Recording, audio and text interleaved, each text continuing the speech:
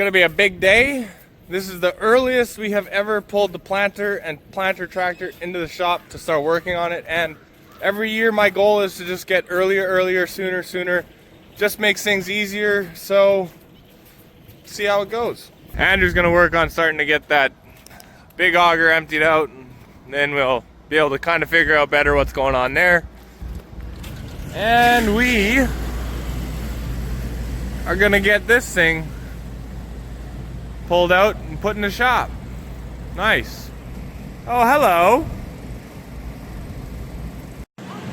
The big question is going to be, it's cold. Is it going to want to start and is it going to be dead? Because this is a C9 with the Huey pump on it and they suck to start when it's cold.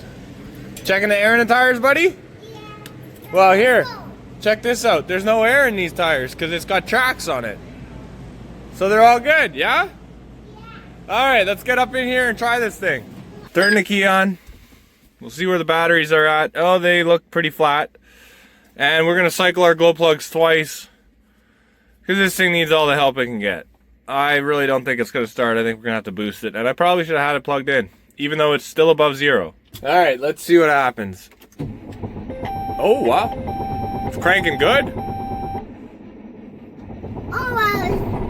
Oh, so close.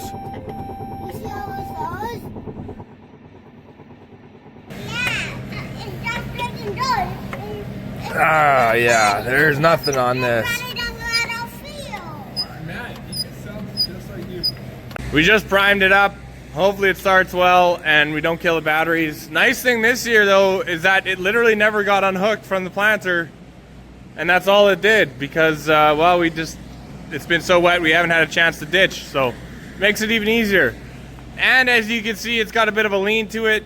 These lift cylinders for the back wheels always leak down, so I don't know if we're gonna do something about it yet, but we'll find out. Well, we're gonna have to do the glow plugs again, buddy, but we'll do it in a second. Here we go.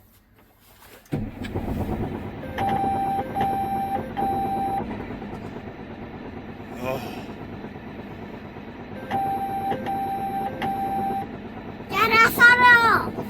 It's not leaking. You're not wrong, buddy. You're not wrong. It's working. Yeah, we got it. It just needed 1 second. Yeah, it just needed a second, buddy. Yeah. All right. Now we gotta lift the planter up and level it out.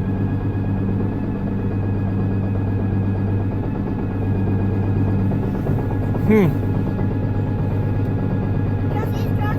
funny safe.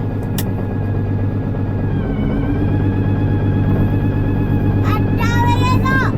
Yeah, we're going up with it, buddy. Go down. Nope, that ain't it.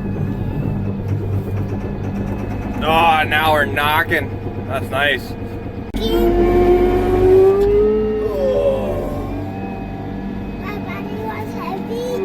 The planter's very heavy, dude. And it's a tight fit with these angle boards. But we got it. We're coming out.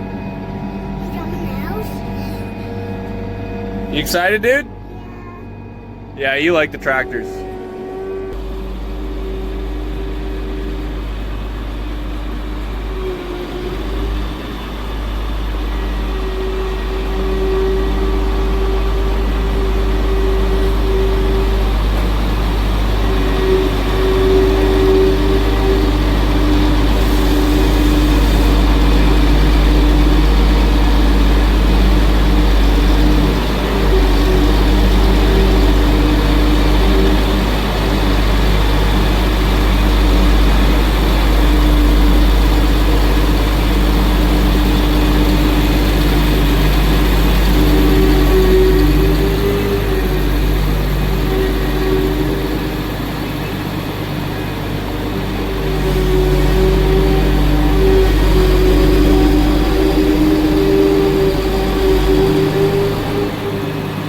You helping?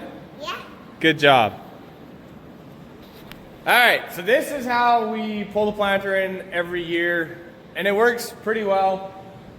I pull in straight, I jackknife the tractor to get a bit more room, kick out the planter into the middle, and then now we will lower the row units and we will wing out like 6 to 8 feet with the wings, because we can't go fully winged out. But then I can get in there, get to everything, access it all, and it works really well. And then I can work on it well in here. This planter last year, it had a pretty easy year. It was dry, conditions were good. We didn't pull it through some nasty stuff like previously. It did around 3,000 acres, I think, maybe 3,500, somewhere around there. So I don't think it'll need too much. The biggest thing with the planter is every year, regardless of what I think it needs, we tear down every row unit down to just the main frame. Because unless you do that, you can't get in there and inspect your true V's, set the spacing on them and all the rest. So that's what we're gonna do. I got my list here. I don't know, there's 20, 25 things. Sounds easy enough. It'll take a while, but we'll start going through it. First step is always just tearing everything down. Once it's torn down, then we can really do our inspection. We always try to do things and figure out what we like, what we didn't like, try things and that sort of thing, so that we know when it comes down to it, what we actually think, instead of just going off what everyone else thinks. And we tried 4 Keaton seed firmers last year. These are the low stick ones. I really like how they deliver the liquid fertilizer. I think that is fantastic. But in our soil types, these things, unless it's like dry, they just drumstick up and start dragging stuff. So we're gonna get rid of the seed firmers and just go back to our regular old Alpine seed tubes, I think, or our fertilizer tubes. And something we've done that we really like is there's the Yetter, or I don't know whose these are. They say on it somewhere. There's these spiked plastic closing wheels. Those are nice, but they wear out quick. And in our soil, we need more down pressure. So what we've done is gone to these metal ones. They take forever to wear out, and they just add a bit of weight to the closing system. Does a better job. We really like them. My inspection list is very comprehensive. We kind of go over everything just to make sure things are in really good shape. So let's get into it. All right, we've got it also winged out the way I like it. Just enough that you can get inside the middle easy. And right now we've got the back rows up. We'll strip down the front, put those rows down, and go over them. I'm currently just gonna pull all the chains off the planter. There's 8 chains, and we'll just put them in this pail of oil, and they'll sit in there till I'm reassembling in a week or 2, when we'll put them back on. And yeah, then we'll just start getting these row units stripped down. We'll see how far we can get today. I've gotten pretty good at it. This is my chain gear oil bucket. I just leave the oil in it every year because I know I always have certain pieces of equipment that I just soak my chains in. And then I'm not dumping it out and I don't feel like I'm wasting it. And then they can literally just sit in oil. That's nice. So put our lid on that and put that away for a week from now. Or 2. Andrew got that auger emptied out. We're gonna take that back to the main yard. Now we're hooked up to the big one. We're gonna try and do the grain leg thing here with this, but I just think it's too big, probably won't work. But I don't know. He's good at this, so maybe he's got an idea. Auger steer sure is nice. So he's gonna get things kind of lined up and then we'll figure out this situation.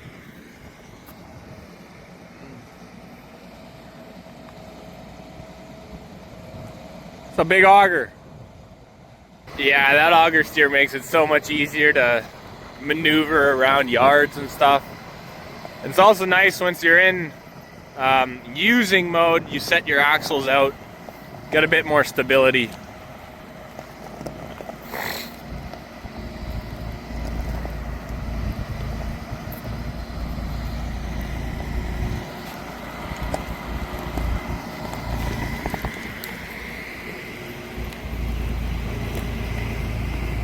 I think he's going from the first one to the third one.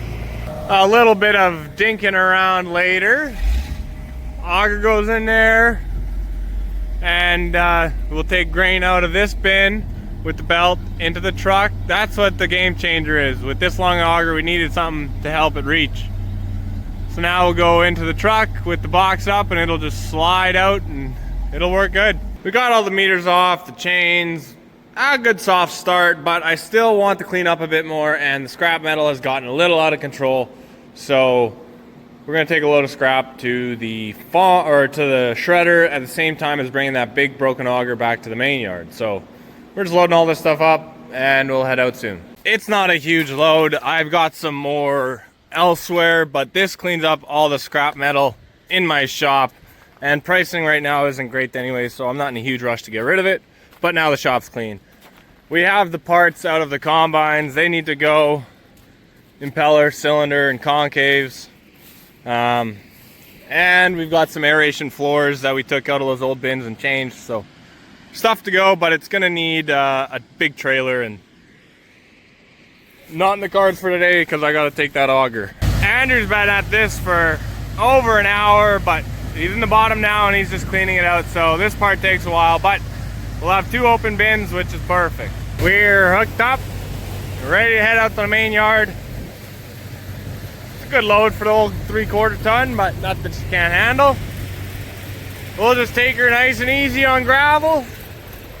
I will say, the truck is looking pretty clapped these days, especially since I got stuck and tore my valence off yesterday.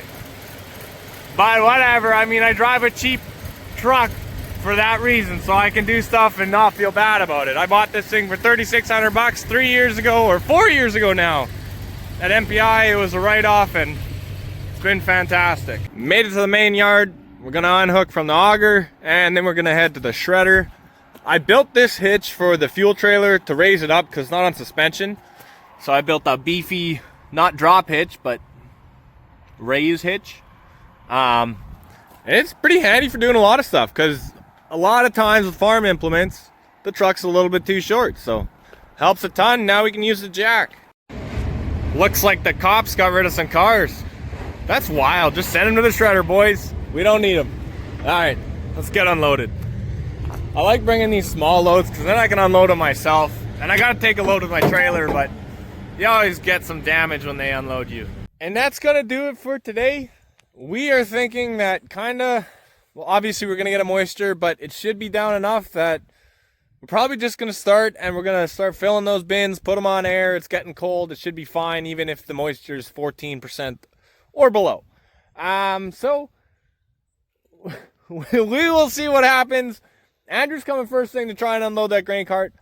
It should work all right, because I wasn't, it's stuck. It's not going anywhere other than where it's been. So he should be able to just drive forward and come to the approach and load the truck. And once we're unloaded, it'll be no problem. But then hopefully we can get this 80 acres done here and move down to Dad's fields, because now everything is ready to go. It's ripened up and things are looking good. Appreciate you guys hanging out. We'll see you on the next one.